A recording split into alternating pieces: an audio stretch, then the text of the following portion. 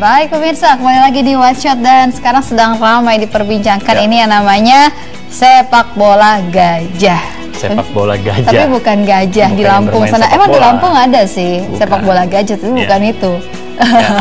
Nah, memang dalam sejarah sepak bola di dunia ini, pertandingan antara PSS Sleman dan juga PSIS Semarang di Stadion Sasana Krida Angkatan Udara Yogyakarta pada minggu lalu ini boleh jadi disebut pertandingan yang paling konyol dan mungkin bisa dibilang jorok ya dalam tanda kutip ya. Iya, gimana enggak pemirsa, karena ada 5 gol yang tercipta dan semuanya itu hasil dari bunuh diri. Nah, kedua kesebelasan ini sama-sama bertanding untuk kalah. Kecurigaan yang muncul baik PSS Sleman maupun juga PSIS Semarang ini saling menghindari lawan beratnya ya. Ya, FC Borneo di babak semifinal divisi utama, dan pertandingan itu akhirnya dimenangkan PSS Sleman dengan skor 3-2 atas PSIS Semarang, dan semua gol ini tercipta akibat bunuh diri. Dan untuk kesekian kalinya inilah coreng besar di persepak bola nasional kita. Fair play seakan hanya merupakan jargon tanpa makna. Bagaimana lantas kemudian PSSI menyikapi kasus ini? Dan ini juga menjadi satu PR besar bagi Menpora yang baru di era pemerintahan Jokowi JK. Nah, untuk itu kami akan membahasnya di sini. Di sini sudah hadir langsung dari Jogja Pak Johar Arifin, Ketua Umum PSSI. Sekarang namanya sudah pakai Datuk Sri Johar Arifin Husin ya Pak ya. Ini yang paling terbaru nih dari Pak Johar Arifin. Selamat sore Pak Johar. Selamat dan sore, juga ada pengamat sepak bola. Ya, dan waalaikumsalam, dan juga ada pengamat sepak bola Mas Kesit Handoyo. Selamat sore Mas Kesit. Nah, sebelum kita mulai dialog, ini ada satu paket pengantar dulu terkait dengan sepak bola gajah yang terjadi pada pekan lalu. Ini ada 5 gol bunuh diri yang terjadi di laga antara PSS Sleman dan PSIS Semarang. Sukses mencoreng wajah sepak bola Indonesia. Nah, kejanggalan tersebut tak hanya menjadi bahasan media nasional saja pemirsa, namun juga menjadi sorotan dari media-media internasional. Sepak bola Indonesia kembali menjadi sorotan publik internasional. Yang terbaru, akibat adanya aksi tak sportif di laga babak 8 besar divisi utama antara PSS Sleman dan PSIS Semarang. Insiden itu ternyata juga menjadi sorotan media internasional. Sejumlah media asing seperti Daily Mail, 101 Great Goals, dan Bleacher Report ikut memberitakan sepak bola gajah yang terjadi di Stadion Sasana Krida Sleman itu. Bahkan dalam artikelnya, The Guardian juga menceritakan bahwa kedua tim sama-sama mengincar kekalahan demi menghindari pertemuan dengan Borneo FC. Tak sampai di situ, kejadian janggal ini juga dimuat di situs dagelan 9Gag. Terkait insiden sepak bola gajah itu, Komisi Disiplin PSSI telah menjatuhkan hukuman berupa diskualifikasi bagi kedua klub dari kompetisi. Selain itu, Komdis juga merekomendasikan pemberhentian sementara wasit Hulman Simangunsong hingga investigasi selesai.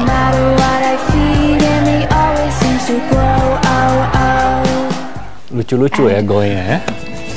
Nah, terkait dengan kasus ini, memang Komisi Disiplin PSSI memastikan akan memberi hukuman untuk PSS Sleman dan juga PSIS Semarang yang melakukan 5 gol bunuh diri dalam pertandingan divisi utama Liga Indonesia. Nah, kondisi PSSI yang diketuai oleh Hinca Panjaitan, Komisi PSSI maksud saya diketuai oleh Hinca Panjaitan, menggelar rapat tertutup dengan memanggil semua aktor dalam insiden sepak bola gajah antara PSS Sleman melawan PSIS Semarang yang berakhir dengan skor 3-2.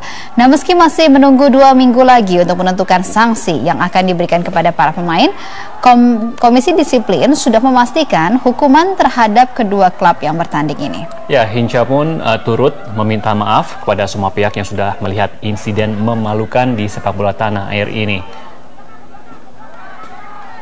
Hati demi menegakkan regulasi kita dan memastikan kompetisi ini berwibawa untuk ke depan. Baik PSS Sleman maupun PSIS Semarang didiskualifikasi dari kompetisi ini. Oleh karena itu, keduanya berhenti sampai di sini, tidak lanjut ke berikutnya. Komisi Disiplin akan melakukan investigasi secara lengkap, satu demi satu, kepada pemain, kepada ofisial, kepada pihak-pihak yang terlibat dalam pertandingan itu. Ya, tadi saya sempat bertanya nih ya, Riman, pada saat offer kepada Rusmeris ini, kenapa sih disebut dengan sepak bola gajah gitu? Karena katanya gajah itu kan kalau main, kalau nggak disuruh sama pawangnya, dia nggak akan nendang gitu loh. Nah, apakah benar-benar ini yang kemudian ditemukan Pak Johar Arifin dari pertandingan antara PSIS Semarang dan juga PSS Sleman ini? Ya, tentu kami sangat kecewa ya sebagai pengurus PSSI melihat pertandingan sangat-sangat kecewa. Apalagi pertandingan itu dilaksanakan di kota tempat para pejuang kita dulu melahirkan PSSI di Yogyakarta. Ya, Pak Suratin tahun 1930 itu mendirikan PSSI di kota Yogyakarta. Noda ini dibuat di kota tersebut. Jadi alangkah tidak bagusnya ya peristiwa ini cacat sejarah sepak bola Indonesia. Oleh karena itu kami tidak main-main, kami sangat serius. Pengurus PSSI bertindak ya, komisi disiplin, melalui komisi disiplin kemarin sudah menyetop kedua klub ini tidak boleh ikut lagi kompetisi, dan kemudian wasitnya sementara tidak boleh ditugaskan, artinya digantung dulu, dan terus pemain, pengurus ya akan banyak nanti yang akan dihukum ya. Jadi mereka ini kan seperti ada yang nyuruh pasti. Tidak mungkin pemain itu berani membunuh diri tanpa ada yang menyuruh. Logikanya ini kita telusuri. Jadi Komdis akan berjalan terus, ini tidak berhenti sampai sini. Dan untuk diketahui, semua pertandingan sepak bola Indonesia ini diamati oleh FIFA Security. Jadi PSSI, tim kita diikuti Pak Hinca, Dr. Hinca, sudah berkali bertemu dengan FIFA Security, dan terakhir kami bertemu di Bali pada tahun lalu, membahas kemungkinan untuk membersihkan sepak bola Indonesia ini dari kotoran-kotoran yang selama ini orang sudah tahu lah banyak. Kita juga sudah kerjasama dengan Interpol. Ya, jadi saya sebagai ketua PSSI mewakili PSSI sudah bertemu dengan Interpol di luar sana, dan mereka juga siap ya untuk menggiring siapa-siapa saja yang di luar sana yang barangkali ada ikut mengacaukan sepak bola Indonesia. Jadi kami pengurus PSSI sangat serius, tidak main-main dalam hal ini. Dan ini ya kita belum tahu ada indikasinya match fixing, atur skor, apakah ada dengan judi, kita belum tahu.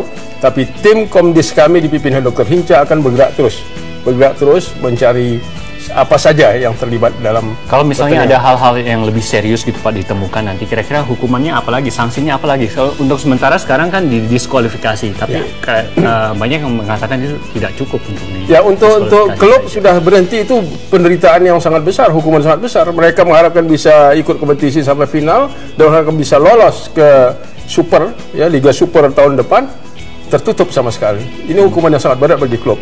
Nah, bagi pelaku-pelaku, ini nanti Komdis akan meneliti. Ya, kemungkinannya seperti yang lalu, kalau di FIFA itu hukuman yang sudah ada terbentang itu hukuman seumur hidup, tidak boleh bermain bola. Kompetisi resmi PSSI. Bisa saja ini terjadi. Jadi kita tidak akan mencampuri hukuman, tapi tetap ada sanksi-sanksi karena regulasinya. Sepak bola ada olahraga yang sangat sportif ya. Pertandingan sepak bola mencapai kemenangan dengan cara yang sportif. Bukan mencari kekalahan. Yang terjadi kan mencari kekalahan. Iya, saling ngalah-ngalahan. Itu tidak ada dalam prinsip sepak bola. Jadi itu melanggar ya prinsip sepak bola. Dan kita juga mengharapkan semua bermain fair. Maka sebelum pertandingan bendera fair play itu kita kembangkan. Semua orang melihat bendera, kita kasih lagu. Artinya seluruh yang ada di stadion itu, apakah pemain, pelatih, official, pengurus, penonton, semua harus fair. Harus fair. Tidak boleh yang tidak fair. Kalau tidak fair ada sanksi. Nah, yang mencengangkan lagi dan juga mengherankan lagi Pak Johar, kedua klub ini saling mengklaim kalau mereka ini benar-benar bermain tidak untuk mengalah, tapi memang kebetulan saja gol-gol itu tercipta gitu. Tapi kalau kita lihat di layar sekarang ini adalah satu contohnya, apakah ini memang benar-benar tidak sengaja. Nah, ini langsung ke gawangnya sendiri, langsung masuk. Ini gol kedua kalau tidak salah dari PSS Sleman. Ada yang alasannya juga karena emosi gitu ya. Karena emosi. PSS Sleman menciptakan gol bunuh diri, akhirnya dibalas lagi sama PSIS Semarang, gol bunuh diri pula. Dengan gol bunuh diri. Ini kan lucu seperti. Kalau Mas Kesit kira-kira tanggapannya seperti apa? Ya, pertama-tama saya ingin mengungkapkan rasa keprihatinan saya ya. Saya pikir ini sesuatu yang sangat memalukan, yang sangat mencoreng dunia persepak bolaan Indonesia di saat sepak bola Indonesia itu belum mampu untuk bangkit, belum mampu untuk memberikan prestasi ya bagi masyarakat ya. Kemudian kita justru dipertontonkan oleh hal-hal negatif seperti ini gitu. Mungkin hanya ada di Indonesia kali ya pertandingan sebuah pertandingan yang dimainkan oleh dua tim tapi keduanya nggak mau menang gitu kan. Mungkin baru ini. Lebih konyol lagi bikin gol bunuh diri ke gawang sendiri. Jadi sepertinya komplit sekali gitu ya. Sepak bola Indonesia ini kemudian makin terpuruk gitu ya. Kemudian kalau kita lihat situasi di lapangan seperti ini gitu ya, ini kan juga memperlihatkan bahwa para pemain yang ada di lapangan itu benar-benar menurut saya ya, itu hatinya nggak di sepak bola. Hati mereka nggak di sepak bola. Jadi kalau menurut saya, ya buat apa mempertahankan mereka? Hati mereka nggak di sepak bola, mereka hanya menjadi penghancur. Saya cuma prihatin, kasihan anak-anak kecil, anak-anak kita yang coba tumbuh menjadi pemain sepak bola, ya, mencoba mencari idola, tapi justru diperlihatkan oleh senior-seniornya seperti ini gitu. Mas Kusit, sebenarnya apa sih yang terjadi? Ini kan PSIS Semarang juga PSIS Sleman ini kan sama-sama ingin menghindari Borneo FC. Iya, betul. Apa sih sebenarnya sebabnya? Apakah karena emang Borneo FC ini begitu mumpuni atau karena ada hal-hal lain di belakangnya yang sudah seperti memastikan bahwa Borneo FC ini memiliki satu kartu yang memastikan dia akan menang begitu? Ya, kita mungkin tidak bisa menutup mata, kita tidak bisa menutup telinga ya bahwa rumors yang beredar ya, entah benar atau tidak gitu ya. Isu yang beredar ini kan seperti ada pengaturan ya. Sudah sedemikian kuat isu bahwa tim Borneo ini disebut-sebut sudah memiliki atau dipastikan bakal lolos gitu ya, promosi ya. Walaupun ini pembuktiannya masih harus tetap dicari dan ini saya pikir menjadi tugas PSSI. Tapi kan yang terekam di benak pemain, di benak official PS Sleman maupun PSIS, saya pikir seperti itu. Kenapa kemudian mereka mencoba menghindari Borneo FC ya? Karena ketika mereka tampil menghadapi Borneo FC, yaitu kekhawatiran pasti mereka bakal kalah gitu. Jadi lebih baik nggak usah ketemu Borneo FC aja. Nah, bagaimana caranya supaya tidak ketemu Borneo FC? Ya ngalah gitu. Jangan menang, karena kalau menang pasti ketemunya Borneo FC yang di grup sebelah memang dia tampil sebagai runner up gitu ya. Sementara di grup PSIS dan Sleman ini jika menang ya ketemunya memang dengan Borneo. Saya pikir ini mungkin yang terjadi sehingga timbullah persengkokolan dalam tanda kutip di masing-masing tim ini. Ya udah jangan kalah. Ya, jangan menang. Jangan menang. Jadi biar nggak berhadapan dengan Borneo FC karena udah pasti kalah. Betul. Apalagi di sebelumnya Borneo FC ini juga menang WO. Iya, melawan Persis Solo. Persis Solo karena isunya memang Persis Solo diintimidasi. Iya, ini memang menjadi sesuatu yang menurut saya sungguh sungguh memilukan gitu ya. Sampai tim yang harusnya masih punya kesempatan untuk bertanding, mereka tidak mau tampil hanya karena kekhawatiran ya mereka mendapatkan intimidasi ya. Jadi seolah-olah tidak ada jaminan keamanan ya, atau mungkin khawatir juga takut kalah, jadi lebih baik tidak usah tampil lah. Walaupun ini juga menurut saya ini juga nggak betul gitu loh. Nah, jadi Pak Johar harus tetap bertanding. Pemeriksaan PSSI ini apakah hanya terbatas kepada PSIS Semarang dan PSIS Sleman saja, ataukah juga melihat dari isu-isu dan rumor-rumor yang beredar ini, apakah juga kemudian memeriksa dan menelusuri Borneo FC ini? Kok masih ada juga sih Pak? Kita tidak nutup pintu ya, tidak tutup pintu terhadap semua informasi-informasi dari masyarakat atau dari siapa saja tentang ada ketidakbenaran di dalam sepak bola.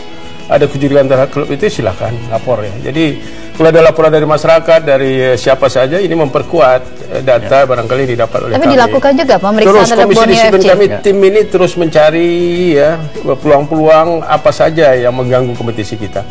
Jadi bukan hanya kepada satu klub, tapi semua klub. Kalau tadi Anda mengatakan akan mencari sampai kepada siapa yang nyuruh, begitu ya? Betul. Nah, siapa yang nyuruh itu apa yang bisa dikenakan sanksi terhadap siapa yang nyuruh nanti saya tidak mempengaruhi tentang sanksi di Komdis, tapi di Komdis itu sudah ada semua pasal-pasal, ya semuanya dari FIFA itu kita adopsi.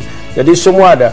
Kemungkinan seumur hidup, kemungkinan macam-macam. Tidak boleh mengelola bola seumur hidup ya. Jadi klub mana saja indikasi, jadi kepada masyarakat saya minta ada saja informasi tentang ketidakbenaran di satu klub, misalnya dia membayar wasit atau wasitnya siapa, secara rahasia sampaikan kepada kami, ya kepada Komisi Disiplin, supaya kami lebih mudah menelusuri ini semua. Baik, Pak Johar, kita dan juga Mas Kesit, kita akan jeda dulu. Nanti kami akan lanjutkan saat lagi. Tetaplah bersama kami di One Shot.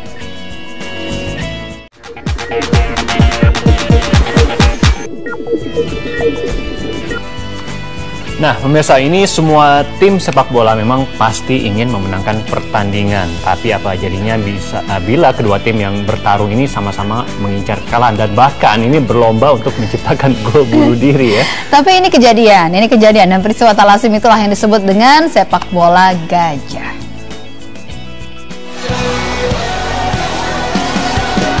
Laga divisi utama Liga Super Indonesia antara PSS Sleman versus PSIS Semarang memainkan aksi tak sportif yang dikenal dengan sebutan sepak bola gajah. PSS Sleman memenangkan laga itu dengan skor 3-2. Tapi anehnya, kelima gol itu lahir lewat skema bunuh diri.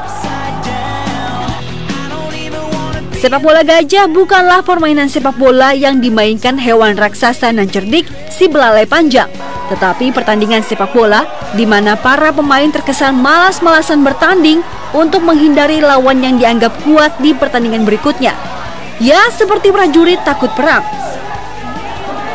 Disinyalir, kedua tim sengaja tak mau menang di laga itu agar tak bertemu Borneo FC di babak semifinal divisi utama.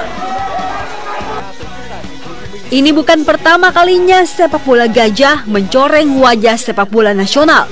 Peristiwa serupa terjadi di ajang Piala Tiger 1998 antara Indonesia versus Thailand. Demi menghindari Vietnam di semifinal, kedua tim wakil grup A itu sama-sama tak mau menang. Saat laga sepertinya bakal berakhir imbang 2-2, bek Indonesia Mursyid Effendi dengan sengaja mencetak gol bunuh diri. Alhasil Indonesia didenda puluhan ribu dolar oleh FIFA karena dianggap merusak semangat sportivitas. Sementara Mursyid Effendi sendiri dihukum tak boleh tampil di level internasional seumur hidup.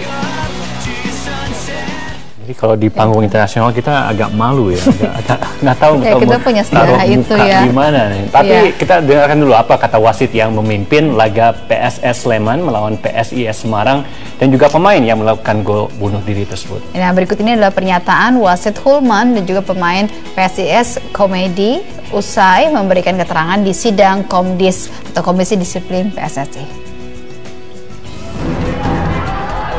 Itu adalah pertandingan yang mencederai fair play.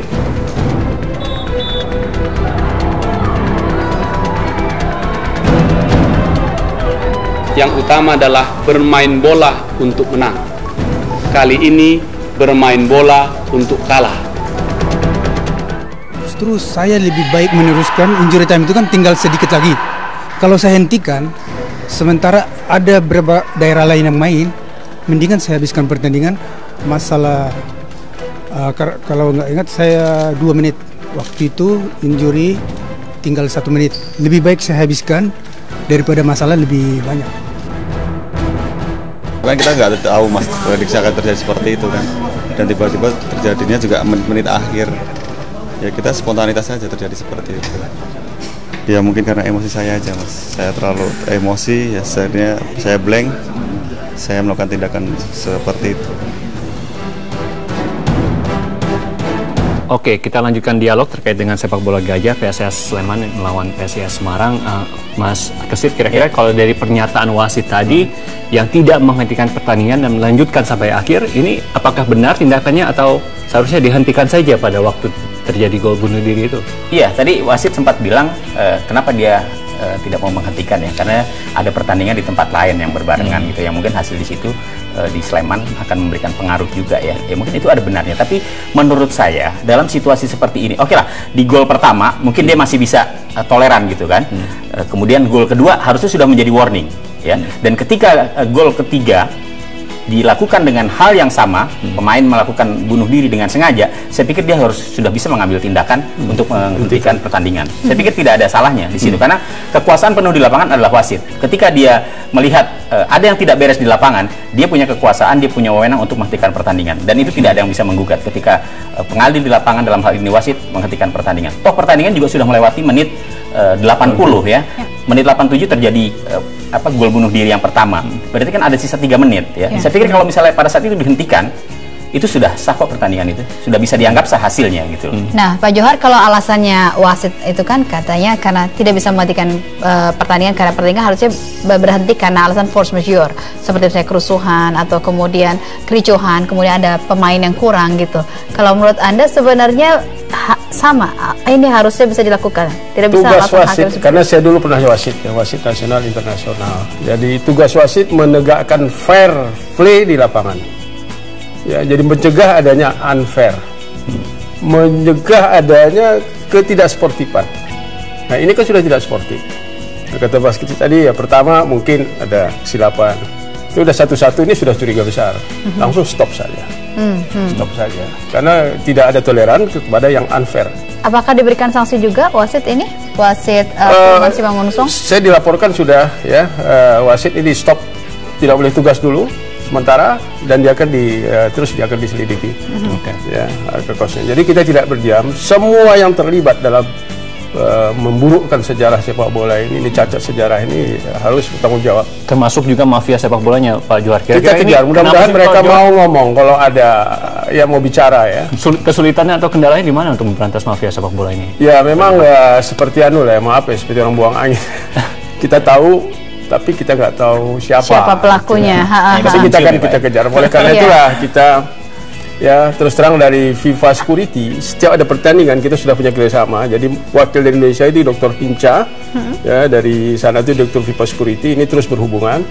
Itu setiap ada pertandingan di mana saja, apakah pertandingan itu di kampung saya di Langkat sana Sumatera Utara, apakah di Jepara, apa di Kalimantan, itu dalam kontrol dari security kita, dari Pak Hinca dan FIFA Security.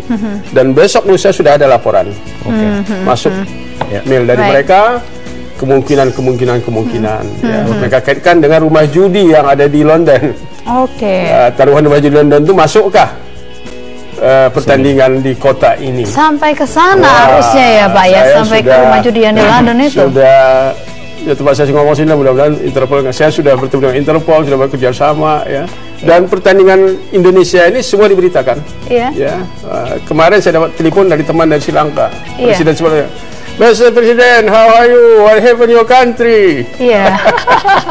Jadi dipantau internasional ya. Apalagi pertandingan dihentikan oleh polisi. Ya, itu sangat, teman-teman di Eropa itu sangat riskan itu. Ada apa di negeri Anda? Sampai pertandingan tidak dibenarkan oleh polisi, itu seolah-olah negeri kita tidak aman. Nah, Mas Kesit, kira-kira ini kebetulan ada kabinet yang baru, ada Menpora juga yang baru. Nah, kira-kira tugas Menpora yang baru ini untuk menata persepak bola Indonesia salah satunya, kira-kira apa yang perlu diperhatikan lagi? Iya, banyak sekali ya PR bagi Menteri Olahraga kita, Menteri Pemuda dan Olahraga, dalam hal ini Pak Imam Nahrawi ya. Bukan hanya persoalan sepak bola ya, persoalan olahraga Indonesia sendiri memang pada saat ini juga belum memperlihatkan hasil yang baik ya. Kita tahu di Asian Games terakhir kemarin di Incheon kita berada di posisi ke-17, 4 tahun lalu padahal kita berada di posisi ke-15 ya, artinya ada penurunan. Kemudian target juga tidak masuk ya, target masuk di 10 besar ternyata tidak tercapai. Jadi untuk ke depan saya pikir memang dunia olahraga perlu orang yang benar-benar jitu, perlu orang yang benar-benar paham bagaimana menjadikan olahraga ini sebagai salah satu arena untuk bangsa ini muncul keluar gitu ya, sehingga negara-negara lain juga kembali melihat potensi olahraga Indonesia. Tapi ini perlu kerja keras ya. Sepak bola misalnya, seperti situasi seperti sekarang ini kan makin memberatkan pekerjaan rumah bagi Menteri Olahraga ya. Saya pikir Menpora harus terus berkoordinasi dengan PSSI, bagaimana membenahi kemelut yang ada di PSSI, bagaimana mengurai benang kusut yang sudah terlanjur kusut di PSSI ya. Saya nggak tahu lagi ujungnya ada di mana gitu ya, mungkin susah dicari gitu. Tapi saya pikir jika ada kemauan ya, kebetulan kabinetnya kan kabinet kerja, kerja kata Pak Jokowi kan gitu. Ya kita harus dukung ini. Yang paling penting adalah bahwa olahraga Indonesia harus maju, dan ya orang-orang yang mencoba di sepak bola nih ya saya katakan, yang mencoba untuk mengganggu dalam tanda kutip perjalanan sepak bola Indonesia di tengah keterpurukan ini, ya saya pikir minggir aja lah. Mas Kesit, pernah dengar nggak sih berapa sih sebenarnya nilainya pengaturan seperti ini, bisa sampai berapa? Wah, kalau nilai relatif Mbak Prita, kisaran kita pengen tahu. Saya nggak bisa menyebut berapa angkanya, tapi kadang-kadang saya ambil gini aja lah. Ambil contoh misalnya seperti arena judi bola lah ya. Ya kadang-kadang satu orang aja ada yang berani main sampai 100 juta. Iya. Ya, ada satu orang yang berani bermain 100 juta gitu. Kalau kita coba Kalau tingkat-tingkat divisi utama Liga Indonesia ini kira-kira bisa berapa? Saya belum pernah mendapatkan informasi. Sampai miliar seperti itu? Nggak tahu juga ya, saya belum pernah mendapatkan informasi itu. Tapi bahwa seperti kata Pak Johar, tercium baunya itu memang ada gitu. Cuma membuktikannya kan susah. Membuktikannya sulit ya, Pak? Iya. Pak Johar, mungkin ini pertanyaan terakhir. Kalau tadi kita dengar Pak Hinca, Komdis PSSI sudah mengatakan minta maaf atas peristiwa ini. Sikap dari Pak Johar sendiri? Saya memiliki isu bahwa di PSSI tidak ada kemelut ya. Di pengurus PSSI tidak kemelut. Kita sangat sudah itu saling kerjasama. Kemelut ada di kompetisi. Kompetisi itu banyak tim, banyak klub, banyak orang. Itu yang mau kita cari. Ya, jadi masalah kemarin itu kan masalah di klub, ya bukan di pengurusnya. Pengurus tidak ada masalah. Nah, kita harapkanlah dengan Menpora baru ini dia punya perhatian serius. Bukannya pada sepak bola, seluruh olahraga. Ya, dia mendukung program. Jangan Menpora jalan sendiri, Indonesia jalan sendiri. Nah, oleh karena itulah kita berharap suasana baru di Menpora ini dapat mengangkat harkat martabat bangsa dengan olahraga. Apalagi kita tuan rumah 4 tahun lagi di Asian Games. Jadi kita mungkin tidak maulah peringkat di luar dari 10 ya. Bagi tuan rumah barangkali 5 besar. Jadi maksud Anda secara institusi PSSI tidak ikut bersalah begitu dalam terjadinya kasus ini? Semata-mata karena klub begitu? Ya, jadi kita PSSI ya menindak semua kesalahan yang terjadi. Jadi di pengurus tidak ada masalah, di pengurus kami tidak ada masalah. Kami damai, tentram sekarang. Jadi secara institusi juga, ini kan kesalahan gitu ya? Jadi kan memang gara-gara klub ini kan suasana jadi tidak bagus untuk sepak Indonesia. Jadi suasana inilah ya kami pengurus minta maaf pada masyarakat. Ulah dari kedua klub ini membuat cacat sepak bola Indonesia. Ya, mungkin saya tambahkan aja, mungkin pengawasannya yang harus lebih dilakukan oleh PSSI ya. Ketika ada pertandingan yang akan dimainkan dan ini rawan terhadap sesuatu gitu ya, apakah itu pengaturan atau untuk menghindari kejadian-kejadian seperti itu, pengawasan harus dilakukan. Saya pikir orang-orang PSSI jauh lebih paham lah gitu ya. Harusnya mereka mau terjun langsung ya, melihat bahwa ini potensi untuk terjadi sesuatu yang nggak beres gitu. Ya mereka harus ke sana gitu. Dan kita berharap ini yang terakhir lah. Ya, terakhir tidak boleh terjadi lagi lah. Iya. Ya, semoga sanksinya benar-benar bikin jerah ya Pak ya. Pak Johar Arifin, terima kasih banyak sudah bersama kami. Terima kasih atas waktunya. Terima kasih banyak. Dan demikian dialog kita dan juga sekaligus mengakhiri White Shot kita untuk kali ini. Akhirnya kami pamit, saya Harman Halid. Saya Prita Laura, terima kasih atas kebersamaan Anda dan selanjutnya kami akan hadirkan berbagai informasi terkini bersama dengan Wahyu Wibowo dalam Metro hari ini. Sampai jumpa.